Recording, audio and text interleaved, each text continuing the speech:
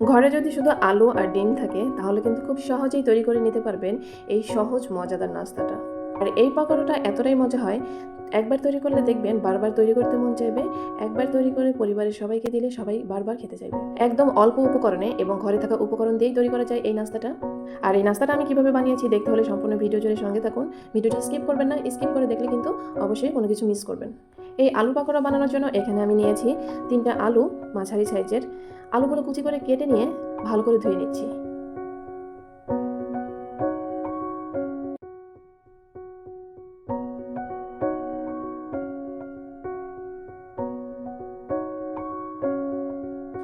এই আলু কুচি ভালো করে ধুয়ে একটি ছাঁকনিতে আমি রেখে দিয়ে পানি ঝরিয়ে নেব। অবশ্যই ভালো করে পানি ঝরিয়ে নিতে হবে।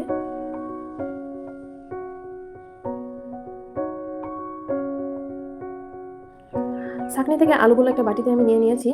এখন আমি সব ধরনের উপকরণ মিশাবো এর সঙ্গে। এর জন্য এখানে আমি নিয়ে নিয়েছি কর্নফ্লাওয়ার এখানে আমি নিয়েছি 5 চা চামচ।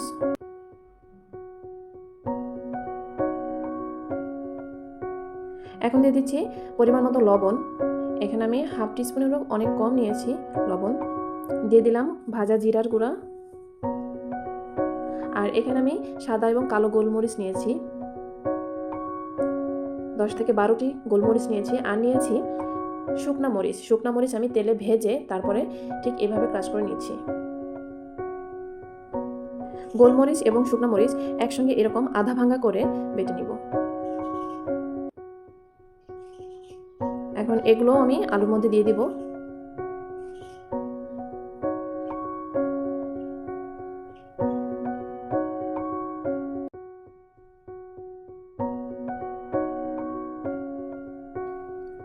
এখন এর মধ্যে দিয়ে দেব প্রাণ স্বাদের মশলা। যে মশলাটা আমরা সবজিতে দেই সেটাই এর মধ্যে দিয়ে দিলাম। এই মশলাটা দিলে কিন্তু পাকোড়ার স্বাদটা অনেক গুণে বেড়ে যায়। এখন সবকিছু ভালো করে একসঙ্গে মাখিয়ে নিব।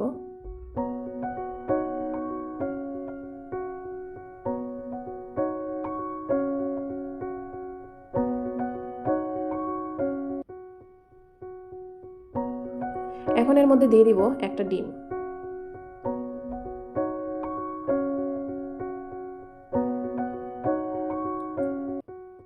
ডিম দিয়ে ভালো করে মেখে নিব। এখন দিয়ে দিচ্ছি 2টো মাঝারি আকৃতির পেঁয়াজ।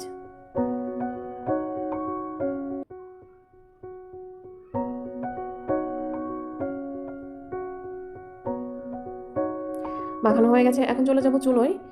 প্রথমে একটি কড়াই বসিয়ে দিয়েছি, তাতে দিয়েছি তেল। তেল কিছুটা গরম হয়ে আসলে এর মধ্যে আলুর পাকোড়াগুলো দিয়ে দিব।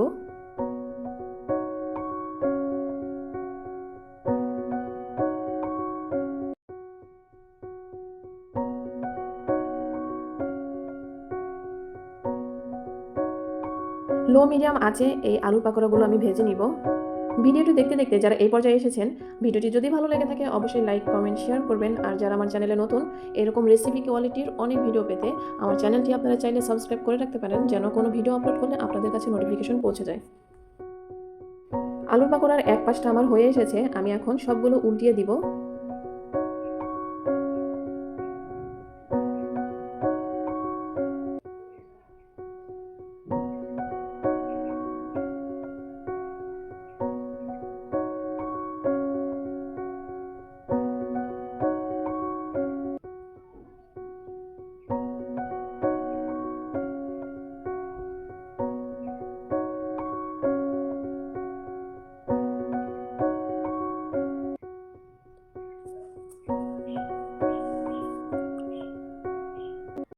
হাতে সময় কম থাকলে ঝটপট এ ধরনের খাবার তৈরি করতে পারেন, যে কোনো সময়, বিকালের নাস্তা বা যে কোনো সময়।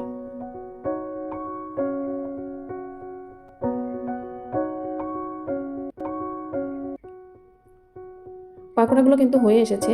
গরম অবস্থাতে এই পাকোড়াগুলো অনেকটাই নরম থাকে, কিন্তু যখন কিছুটা ঠান্ডা হয়ে আসবে তখন মুচমুচে হয়ে যাবে। আর যেহেতু এর মধ্যে ডিম দেওয়া আছে, ডিম দেওয়ার কারণে ভেতরটা কিছুটা নরম জুসি মনে হবে আর বাইরেরটা ক্রিস্পি মনে হবে। এতটাই মজার, মানে ভিন্ন রকমের একটা স্বাদ। তৈরি করে দেখতে পারেন, খুবই মজার একটা পাকোড়া। এই তো আমি একটা প্লেটে নিয়ে নিয়েছি। অবশ্যই টিস্যুর উপর রাখতে হবে, কারণ এটা যেহেতু তেলে ভাজা, টিস্যুর উপর রাখলে তেলগুলো চুষে নিবে। তো এই তো ফাইনালি লুকটা এরকম এসেছে।